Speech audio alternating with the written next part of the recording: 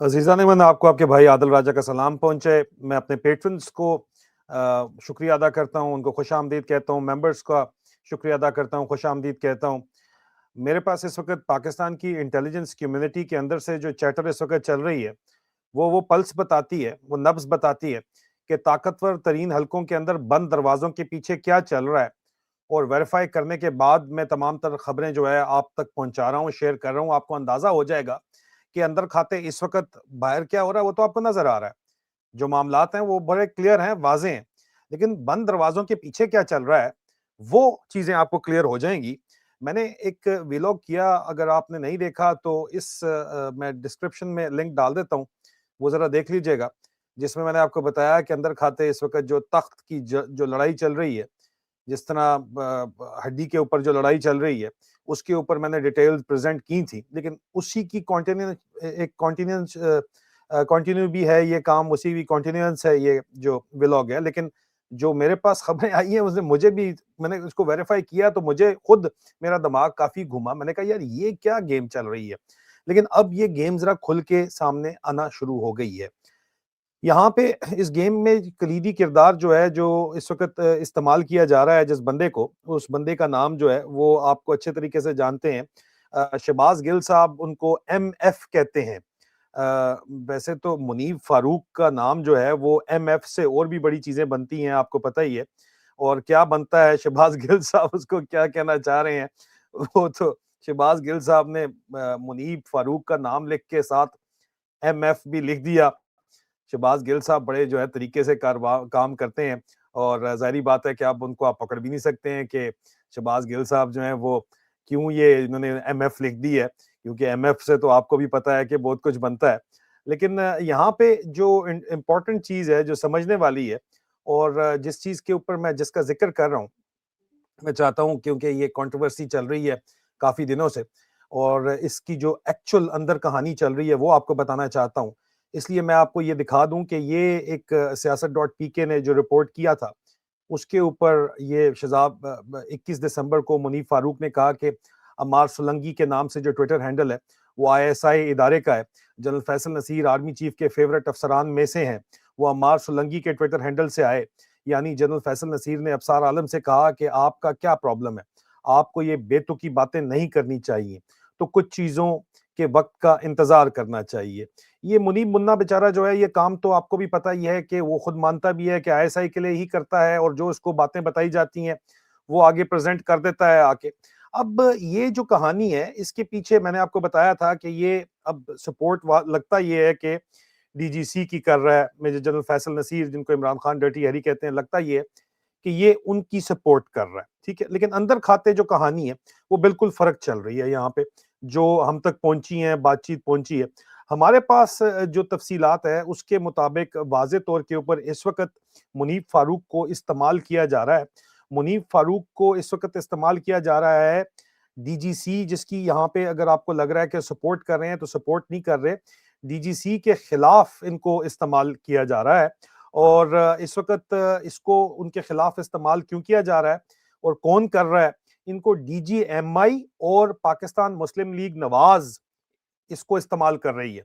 हमारी इत्तलात और हमारे ज़राए ये दावा करते हैं और कन्फर्म करके दावा करते हैं कि मुनीब फ़ारूक को डीजीसी के खिलाफ इस्तेमाल करने वाला डीजीएमआई और पाकिस्तान मुस्लिम लीग नवाज़ है। लेकिन यहाँ पे अभी ट्विस्ट है स्टोरी के अंदर जो आपने समझना है। ट्विस्ट ये है, जो हमारी कंफर्म रिपोर्ट्स कहती हैं कि DG ISI lieutenant general Asim Malik अब DGC major general Faisal Naseer को सपोर्ट कर रहे हैं। आसमान बदलता है रंग कैसे-कैसे, मतलब आप समझे ज़रा, हैं? और ये मैं कंफर्म करके आपको बता रहा हूँ, ठीक है? अब यहाँ पे साइड्स डिफाइन हो गई। जस्ट कि आपको डाइजेस्ट हो जाए कि एमएफ जो है, जो मर्ज़ी आप इसे निकालना चाहें, मुनीब फ़ारूक जो है, एमएफ जो है, वो डीजीसी के खिलाफ इस्तेमाल किया जा रहा है। डीजीएमआई, मेजर जनरल वाजिद अजीज़ और पीएमएल नून की तरफ से ये हमारे ज़राए इस तरह का दावा कर रहे हैं और मुसद्दिक़ा ज़राए हमारे ये दावा कर रहे हैं। लेकिन यहाँ पे ट्विस्ट ये है कि अब DG ISI, DGC major general Faisal Naseer की सपोर्ट कर रहा है और साइड डिफाइन हो गई हैं। क्योंकि यहाँ पे कहा यह जा रहा है कि डीजी मिलिट्री इंटेलिजेंस पाकिस्तान मुस्लिम लीग नवाज मतलब नवाज शरीफ से बहुत ज्यादा करीब हो चुके हैं, करीबी ताल्लुक उनका बन गया है। लेकिन अगला ट्विस्ट यहाँ पे टेल में क्या आ रहा है, स्टोरी कंफर्म जो बातचीत है कि मोहसिन नकवी यहां पे आके डीजीसी की हमायत नहीं कर रहे। मेजर जनरल फैसल नसीर जिनको डीजीसी यहां पे उनकी हमायत नहीं कर रहे, और मोहसिन नकवी का ताल्लुक बराह रास्त बड़े साहब से है। आप गेम जरा समझिए एक दफा। दिमाग घूमता है नहीं घूमता मुझे बताएं आप। दिमाग तो घूमता है, लेकिन this is what is actually going on. ये मैं आपको डिफाइन कर रहा हूं, आइंदा आने वाले वीलॉग्स में ये बातें बाहर आना शुरू हो जाएंगी और आपको इनकी इंडिकेशंस भी खुल के सामने आना शुरू हो जाएंगी। क्योंकि जब ये हाथियों की लड़ाई होती है तो उसके अंदर जाहिर बात है कि ये इस तरह की बातें बाहर आती हैं, बंद दरवाजों के पीछे से ये बातें बाहर निकलना शुरू हो जाएंगी। इंटरेस्टिंग है या नहीं आप मुझे बताएं वैसे कि तो यहाँ पे गैंग जो बन रहा है, जो साइड्स हैं वो डीजीआईएसआई और डीजीसी एट वन साइड, और डीजीएमआई और पीएमएल नून एक साइड पे, और मोहसिन नकवी साहब डीजीसी के खिलाफ है यहाँ पे। पर्दे के पीछे अब अगली कहानी आप सुने तो सही, आप हैरान हो जाएंगे कि गेम क्या चल रही है। और मैं अब खुदा को हाजिर नाजिर जान के बात कर रहा हूं कि हाईएस्ट कॉरिडोर ऑफ पावर से पाकिस्तान की मिलिट्री एस्टैब्लिशमेंट और इंटेलिजेंस कम्युनिटी से ये बातें तस्दीक होकर बाहर आ रही हैं। और पर्दे के पीछे ये सारी की सारी गेम कौन चला रहा है? नदीम अंजुम साहब, lieutenant general retired Nadeem Anjum साहब का डीजीआईएसआई, जिन पे मैंने रिपोर्ट की थी कि उनको नवाज शरीफ साहब पहले अमेरिका का एम्बेसडर लगाना चाहते थे, नहीं लगाया गया। उसके बाद retired DG ISI retired lieutenant general लगाना चाहते थे, उसमें भी नाकाम हो गए। उनकी हाउस अरेस्ट की खबर भी मैंने दी थी। और या फिर नेशनल सिक्योरिटी एडवाइजर ही लग जाए उसके ऊपर भी अब तक वो नाकाम है। और मेरी खबरों की तस्दीक अफसार आलम साहब ने की, तो अफसार आलम साहब को जो है धमकी अम्मार सुलंगी, जो कि एमएफ के मुताबिक प्रोफाइल है डीजीसी का, फैसल नसीर का, उसने उसको वार्निंग दे दी। और ये पीछे गेम अब भी इस वक्त भी चला कौन रहा है? नदीम अंजुम, हमारी इतलात के मुताबिक। और ये मैं आपको कंफर्म बता रहा हूं, ठीक है। अब बात यह है कि नदीम अंजुम साहब क्या अभी भी जनरल कल्लू की तरह रिटायर्ड लेफ्टिनेंट जनरल के तौर के ऊपर डीजीआईएसआई बनना चाहते हैं?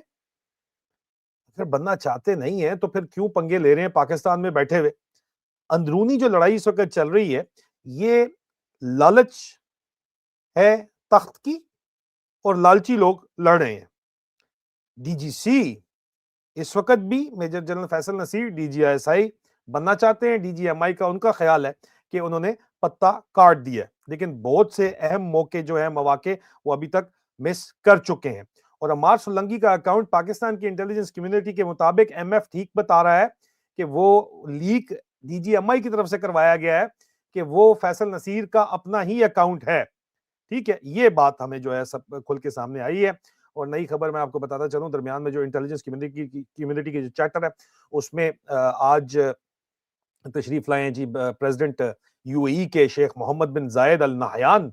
उनकी बड़ी बातचीत हो रही है, क्योंकि वो इस वक्त बेनिफेक्टर हैं न सिर्फ फील्ड मार्शल या जनरल सीसी के, फील्ड मार्शल हफ्तार के, फील्ड मार्शल आसिम मुनीर के जो प्राइम बेनिफेक्टर हैं, जो लगता ये है कि कंट्रोल कर रहे हैं मामलात को, वो मोहम्मद बिन जैद हैं। और पाकिस्तान और लिबिया की डील के फौरन बाद वो आ रहे हैं। तो ये तमाम इंफॉर्मेशन जो मैं पिछले दिनों आपको देता आया हूँ मुसलसल, वो यहाँ पे कंफर्म होती हुई नजर आ रही है यहाँ पे। और जो आगे जिस तरफ मामला जा रहे हैं, उसमें जो आखिर में सबसे ज्यादा लिबिया के अंदर जो डील हुई है, $4.6 बिलियन की डील जो है हुई है। वो कहा जा रहा है कि JF-17 फाइटर एयरक्राफ्ट जो है वो 16 लिबिया को बेचे जाएंगे, 12 सुपर मुश्ताक तैयारे बेचे जाएंगे, 14 हैदर मेन बैटल टैंक बेचे जाएंगे, 44 हैदर एमबीटीज बेचे जाएंगे, एडवांस इन्फेंट्री मोटर सिस्टम दिए जाएंगे, एक मल्टीपर्पज नेवल वेसल दिया जाएगा, और ट्रेनिंग आर्म फोर्सेस की जाएगी। ये जितनी भी इक्विपमेंट है, ये चाइनीज मेड इक्विपमेंट है, चाइना से बन के आता है। पैसे तो चाइना को ही पीछे से जाएंगे, इनको मिलने वाले नहीं है। ये बात जरा जहन के अंदर आप रख लीजिएगा, और इसको आप जहन के अंदर रख लें तो आपको आइडिया हो जाएगा। मजीद मैं आपको एक बड़ी इंटरेस्टिंग बातचीत यहाँ पे बताता चलूं, इसी चैटर से रिलेटेड है, वो भी काफी आसान खता करेगी। ये जरा देखिएगा, इसके लिए ये अमजद खान साहब ने एक जो क्लिप चलाया है, ये देखिए। शहजाद अकबर के हमले के बाद अमजद खान साहब ने उनके ये जो क्लिप आपको नजर आ रहा है, ये क्लिप चलाया, और इसमें बैरिस्टर शहजाद अकबर ने उन्होंने लिखा कि कल अपने वीलॉग में बताया था कि लिबिया के साथ जो असले की डील की जा रही है, इसमें यूएई का एक बदनामे ज़माना शख्स जो कि आलमी सतह पर मतलूब है के ज़रिए की जा रही है, फैसल नसीर से इसके करीबी ताल्लुकात हैं। आज बैरिस्टर शहजाद पर कातलाना हमला कर दिया गया। इससे पहले अरशद शरीफ के कत्ल का इल्ज़ाम भी इसी फैसल नसीर के ऊपर लगाया गया था। इसके ऊपर जो बातचीत हम तक पहुँची है, वो ये है और इनफैक्ट ये इंटेलिजेंस कम्युनिटी भी जो है वो ज़ाहिर-सी बात है कि जो पाकिस्तान से सगे हैं वो किसी भी फैक्शन से सगे नहीं हैं। इसके ऊपर जो बातचीत है वो कहा गया है कि अगर फैसल नसीर साहब जो हैं, जो मेजर जनरल फैसल नसीर, इमरान उर्फ डर्टी हैरी जो हैं, उनके बेटे की ट्रैवल हिस्ट्री अगर डीजीएमआई निकाल के देखें यूएई की, तो और उनके जो असासे शिफ्ट किए गए हैं दुबई में, अगर उनका बेटे के असासे मेजर जनरल फैसल नसीर के डीजीएमआई चेक करवाएं तो फिर बहुत कुछ मिल सकता है, ठीक है जी। और इसके ऊपर बातचीत बहुत ये एक डिमांड या मशवरा दिया गया है इंटेलिजेंस कम्युनिटी के अंदर से ही।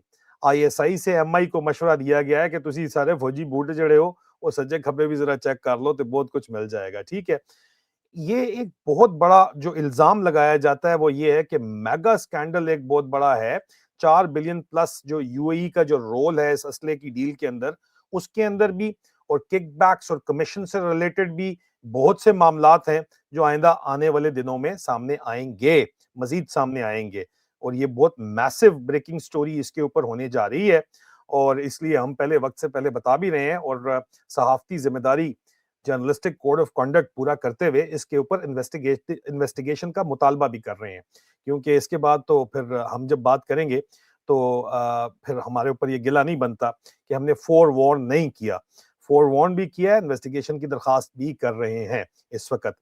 दूसरी तरफ मोहम्मद बिन ज़ैद जो आए हैं, तो मोहम्मद बिन ज़ैद और मोहम्मद बिन सलमान का जो अंदरूनी इस वक़्त लड़ाई है, उसके ऊपर भी मैं आपको बार-बार स्टोरी करके बता चुका हूँ, बहुत सी बातें हैं कि इस वक़्त क्या मामलात चल रहे हैं। और किस तरह चल रहे हैं, ठीक है?